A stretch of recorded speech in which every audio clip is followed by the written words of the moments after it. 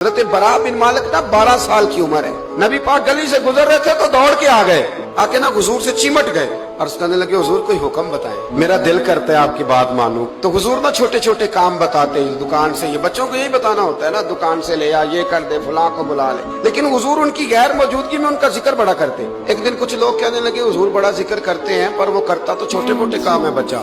نبی پاک نے ایک دن ارادہ کیا کہ ان کو تجربہ نہ کرائیں کہ وہ پیار کتنا کرتا ہے۔ رسول کریم فرمانے لگے میں جو کہوں گا کرو گے؟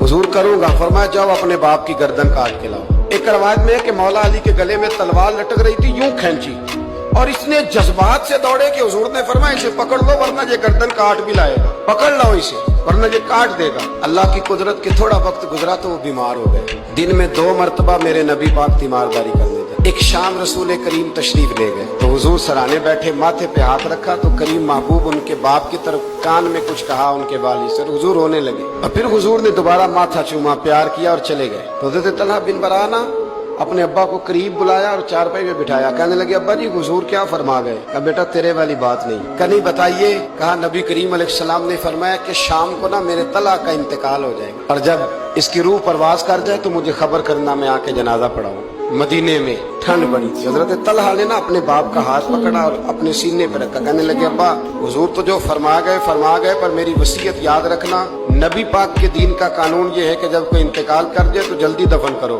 اس طرح کرنا، رات کا وقت ہوگا جب میرا انتقال ہوگا تو فوراً غسل دے کے نا دفن کر دینا، نبی پاک کو خبر نہ کرنا، نہ بتانا۔ عمر دیکھو اور بات دیکھو، کہ حضور کو کیوں نہیں بتانا، حضور خود فرما کے گئے ہیں۔ تو کہنے لگے رات کا وقت ہوگا تو جن گلیوں سے حضور نے گزر کے آنا ہے نا وہ یہودیوں کے محلے ہیں، ایسا نہ ہو کہ میرے جنازے کی وجہ سے کوئی یہودی میرے نبی کو تکلیف دے۔ میرے جنازے کی وجہ سے ان کا انتقال ہو گیا، رات کو دفن کر دیا، صبح حضور تشریف لائے، وہ محبوب جنہیں اللہ نے غیب کے خزانوں کی کنجیاں عطا فرمائی۔ فرمایا بتایا کیوں نہیں، خبر کیوں نہیں کی؟ میں جنازہ پڑھتا، میں خود پہنچتا۔ تو باپ رو پڑے، عرض کرنے لگے حضور میرا تو پتر تھا، میرے لیے اس سے بڑی سعادت کیا ہوتی کہ آپ جنازہ پڑھاتے، پر اس نے وصیت کر دی کہ حضور کو بتانا نہیں، تکلیف ہوگی۔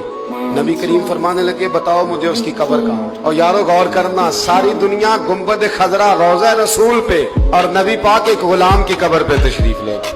خود نبی کریم گئے اور آج حضور نے دعا انوکھی فرمائی، فرمایا اے اللہ جب میرا طلحہ تجھ سے ملے نا تو ذرا اس سے مسکرا کے بات